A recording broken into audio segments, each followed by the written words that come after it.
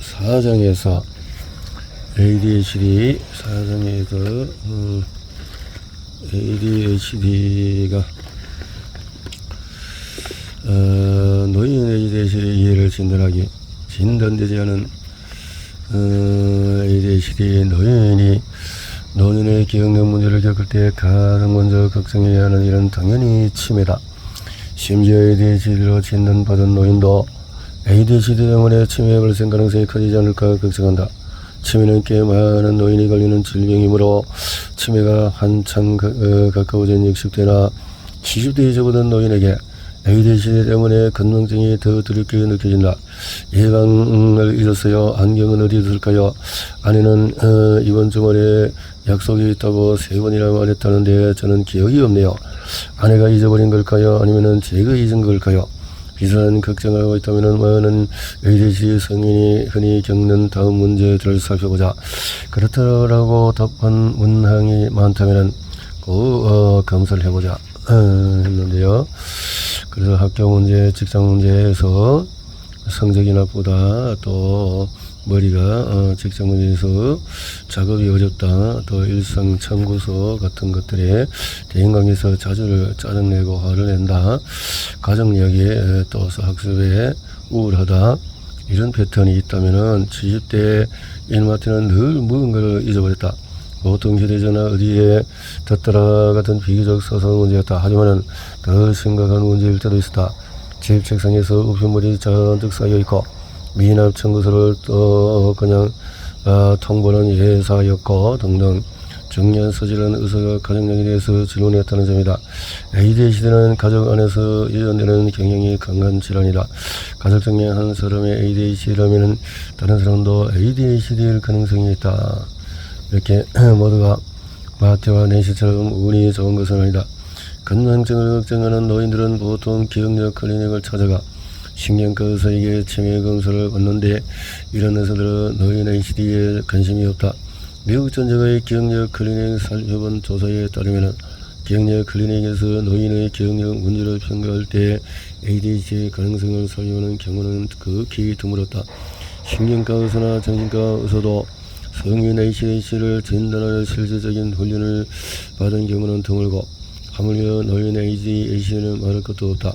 그래서 이런 의사들은 ADHD를 건강하고 경도인지 저하나 초기 알츠하이머로 오진을 가는 위험이 있다. 아델의 경우가 바로 이런 오진 사례다. 아델은 은퇴하고 남편과 함께 플로리다에 갔다. 그녀는 늘 약간 건망증이 있었고 체계가 없었다. 70대에 들어서 치매에 걸렸다고 확신하고 제대로 검사받아야 한다며 그녀는 신경과 의사에 데려갔다. 의사는 그녀가 알츠하이머 초기 단계라고 진단하고 병의 진전을 늦추는데 흔히 사용하는 약물을 처방했다. ADHD 치매 연관성은 ADHD 노년에 문제가 되는가? 그래서 아주 긍정적인 방향으로 활기를 되찾았다라는 의견이 있는데 이제 ADHD라는 것을 알았으니 이 상황을 어느 정도 즐기고 받아들일 수 있게 되어졌습니다. 이제 건강을 챙기면서 도움을 가지면은 좋겠다라는 거네요. 사람마다 ADHD는 왜 그리 달라 보일까? ADHD는 매우 다양하게 표현되기 때문에 몹시 혼란스럽다. 주의력 결핍 유형의 ADHD인 사람은 느리고 조용하며 흔히 소지품을 많다. 이런 사람들과 또래 어울리는 방법을 잘 모르고 어린 시절 친한 친구가 한두 명밖에 없고 다른 ADHD 유형은 소란스럽고 따지기 좋으며 반항적이고 항상 꼼지락거린다. 언제나 모든 일을 자기 뜻대로만 하려고 해서 강한하다고 여겨지고 주변 사람을 소외시키기도 하고 그래서 많은 정간의 ADHD가 있어도 큰 성과를 거둘 수 있다는 사실을 아직 모른다. 많은 사람은 ADHD가 있으면 공부를 못할 것으로 생각하지만 ADHD와 씨름하면서도 충분히 공부를 잘해서 대학에 가거나 졸업 후에 전문대학원에 갈 수 있다는 사실을 알면 모를지도 모른다. IQ가 높은 ADHD 성인은 보통과 동기들이나 동료들보다 2배는 열심히 노력해야 한다. 이처럼 성공하는 데 드는 노력은 아직도 주목하지 않기 때문에 사람들은 그저 결과만 보고 이들의 ADHD를 리가 없다고 생각을 한다. 내가 책에 보러 왔던 많은 청년도 비슷한 이야기를 했다. 6개 이상의 증상을 보여야 ADHD라는 격한 규칙에 연연하며 진단을 놓칠 수 있다. 너무 거기에 집중해서는 놓친다는 거고요. 동반 질환 때문에 복잡해지는 진단. 성인 ADHD가 혼란스러운 또 다른 이유는 다른 여러 장애와 함께 발생하기 때문이다. 오락가락하는 증상 때문에 복잡해지는 진단. 또 ADHD 이해와 진화. 한편 우리는 ADHD에 대해서 점차 많이 알아가고 있다. 50년 전만 해도 우리는 남자아이들이 보이는 과잉 행동에 특히 주목했다. 다음에는 주의 산만이나 주의 집중 문제 또는 반항 같은 부정적인 행동에 초점을 맞추기 시작을 했다. ADHD라는 이름은 틀렸다. 주의를 결핍 과잉 행동 장애라는 이름에 대해서 생각해보자. 이 말은 주의력이 결핍되었다는 의미다. 다시 말하면 주의력을 유지할 수 없거나 어떤 활동에 집중할 수 없다는 뜻이다. 하지만 잘 알려져 있다시피 ADHD가 있는 사람은 나이와 상관없이 관심 있는 활동을 할 때 무엇이든지 과도하게 주의를 쏟는다. ADHD는 장애라기보다도 내 유형으로 여겨질 수가 있다. 질병 장애. 성공에 도움이 되는 ADHD의 긍정적인 측면은 더 많이 연구되어야 한다. ADHD가 있는 많은 이들은 위험과 위기를 잘 견딘다. ADHD인 사람은 도전하면서 활기를 얻기 때문에 훌륭한 사업가 기질이 있다. 이들은 위험을 기꺼이 감수하고 다른 사람은 보지 못하는 기회를 보기도 한다. ADHD가 있는 사람들과 비상시에 고도로 집중해야 하는 직업에 잘 맞는다. 예를 들어 한 연구에 따르면은 산불 소방관 가운데 ADHD가 있는 비율은 일반 인구 가운데 ADHD가 있는 비율의 4배나 된다. ADHD 뇌는 격렬함을 즐기기 때문에 이런 일을 지닌 사람은 위태로운 상황에서 다른 사람들보다도 훨씬 더 집중할 수가 있다. 예를 들어서 정보는 흔히 ADHD인 경우가 많아 일본 주처럼 투는 정치 활동을 잘 수행했다. 박사 논문을 완성하느라고 고군무투했던 20대 후반 한 남성을 상담한 기억이 난다. 그는 몇 달 동안의 여행을 떠났다가 어느 순간 캄보디아 난민 캠프에 갇혔다. 절실하게 필요한 식량, 담요, 기타, 배고 몸을 나누는 일을 조직하고 조절하는 데 집중하던 그는 갑자기 활기 넘치고 살아있는 느낌을 받았다고 말했다. 하지만 들어와서 박사학위 논문을 쓰려고 하자 정면으로 무기를 하고 의욕이 떨어졌다. ADHD라고 작아진다는 더 많은 ADHD 농경사의 사냥꾼이라는 책을 썼는데 그는 이 책에서 ADHD가 있는 사람을 세상에서 이동과 다양성을 감행하는 사냥꾼으로 묘사했다. 비ADHD이며 삶에서 예측성과 규칙성을 선호하는 농사꾼과 달리 사냥꾼은 사냥에 고도로 집중할 수 있었다. 더움은 작가이자 교육자일 뿐만 아니라 천부적인 사업가였다. 그는 자신을 스타트업의 달인이라고 소개했다. 50대 중반이 넘었는데 왜 ADHD 진단을 받아야 할까? 간호사로 일하면서 몇 년 동안 응급실에서 잘 근무했어요. 전형적인 ADHD에서 늦게 진단받은 것을 후회합니까? 진단이 왜 그렇게 늦어졌을까요? ADHD를 가서 진단하는 일반적인 패턴은 연구에 따르면 성인 ADHD는 상당히 과소 진단된다. 사실 진단되지 않은 ADHD 성인이 정신건강치료를 받으러 찾아올 때는 보통 불안이나 우울처럼 ADHD에 흔히 동반되는 다른 질환을 치료하러 오는 경우가 많다. 다양한 ADHD 표현형이 있다. 저희를 ADHD 다음과 같은데 저희 깊게 듣는 기술이 부족하고 또 소지품 이런 것들 잃어버리고 또 외부 자극이나 정렬하지 않은 자극에 쉽게 따르기를 하고 일상적인 활동도 잊어버리고 저희 집중 지속 시간이 짧고 과제를 완수하기 어렵고 지시를 따르기 어렵고 집중해야 하는 일을 피하고 세부사항을 읽거나 부주의해서 실수가 잦고 과잉행동, 장시간 앉아있어야 할 경우에 안절부절 못하고 손발을 아주 꼼지락거리는 손에 든 물건을 가만두지 않고 쉴 새 없이 움직이고 또 차분한 여가활동, 지나치게 말이 많고 기다리기 어렵고 다른 사람 말에 끼어든 경향이 있고 질문이 끝나지 않았는데도 벌써 대답해버리고 충동적인 식사, 등 이런 패턴이 있고는요.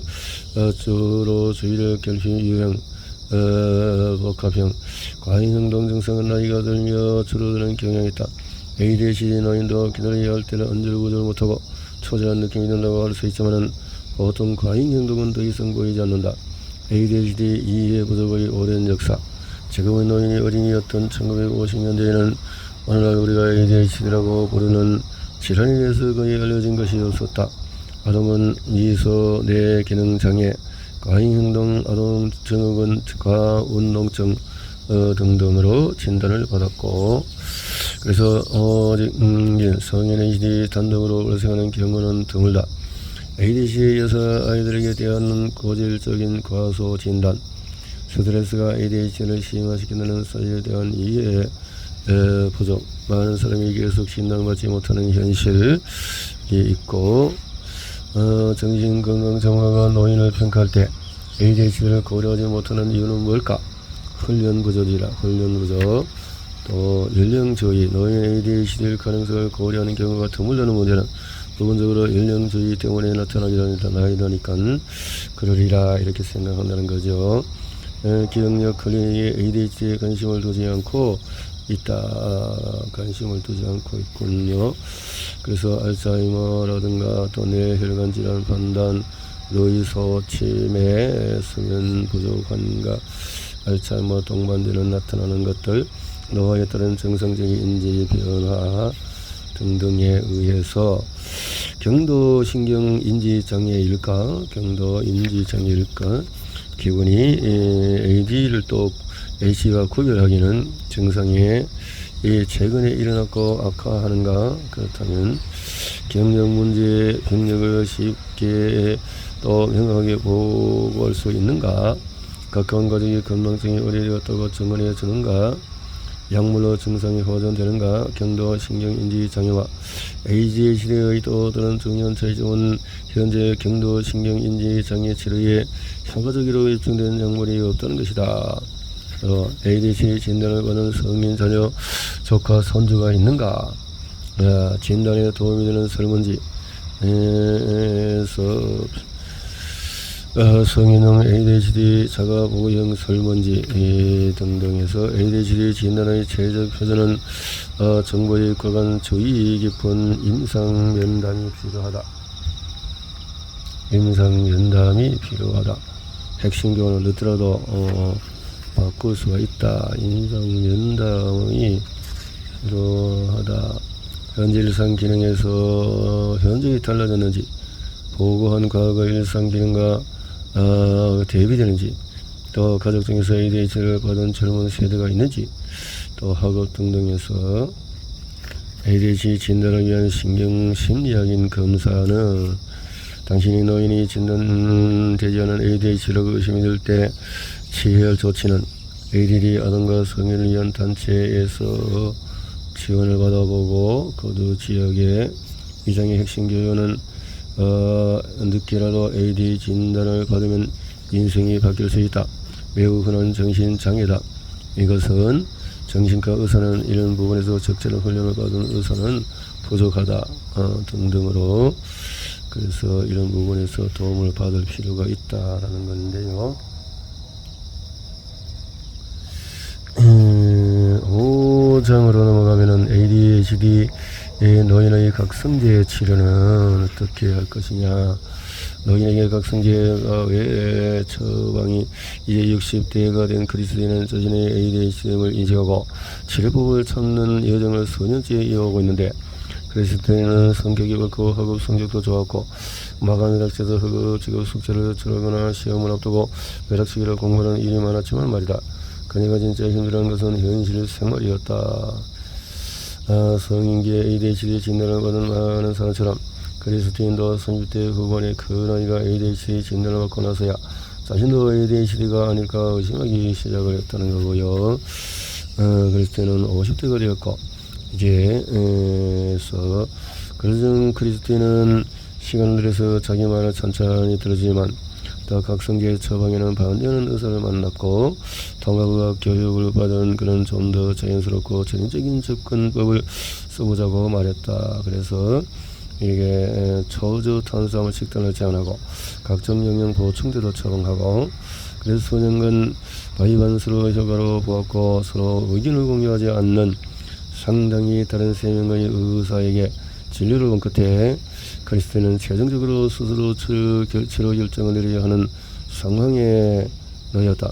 통합의학사가 가장 편했기 때문에 크리스티는 그의 방식에 따르기로 했고, 그래서 도움을 받았다라는 거네요. 그래서 이 식단을 통해서 도움을 받았다. 크리스틴과 아들이 ADHD 치료를 받으면서 애쓴 경험을 보면은 심란하다. 자, 이런 부분에서 전문가가 부족하니까 그렇다라는 건데요. ADHD 약물의 기초. ADHD 치료의 가장 효과적인 약물은 저기력 및 행동 문제를 개선하는 신경 전달물 질인 도파민과 노르에피닌에 뿌리는 영향을 주는 약물이다. 또 각성제는 또 어떤 것이다, 암페타민 등등이 있다라는 건데요. 이것은 일반적으로 각성제는 누구나 효과가 있을까요? 그런 대다수 성인 정신과 의사는 ADHD를 치료한다고 주장하지만 그렇다고 우리들의 ADHD 전문가라는 의미는 아닌데, 결국 클리닉이든 대학병원과 연계된 클리닉이든 ADHD를 보는 전문 클리닉에 있는 정신과 의사를 찾아야 한다. 전문가를 찾아야 한다. 각성제를 복용하면 의존하게 될까? 각성제가 유발할 수 있는 부작용은 불안, 불면, 또 불안, 심혈관, 각성제 치료를 고려하자. 이 각성제 항물제, 고아, 바신 등등 이런 약물들이 많이 있네요. 암페타민, ADHD의 약물에 기대할 수 있는 것은 얼마나 될까요? 이제 이거는 오랫동안 의사 생활을 하면서 약물로 치료하는 이런 부분에 많이 집중이 되어 있는 연구를 하신 것 같습니다. 그래서 일반 의들의 거부감, 우리가 ADHD 전문 클리닉에서조차 일부 의사들은 복잡한 건강 문제가 있던 어떤 60세 이상의 성인에게는 각성제 처방을 전적으로 반대하지는 않더라도 상당히 꺼리는 경우가 있다. 우울장애나 다른 질환은 아닐까. 복잡한 여러 질환. 의사가 꾸준히 지원해주는 경우는 제한적이다. 노인들은 치료받을 경제적인 또 여력이 없다.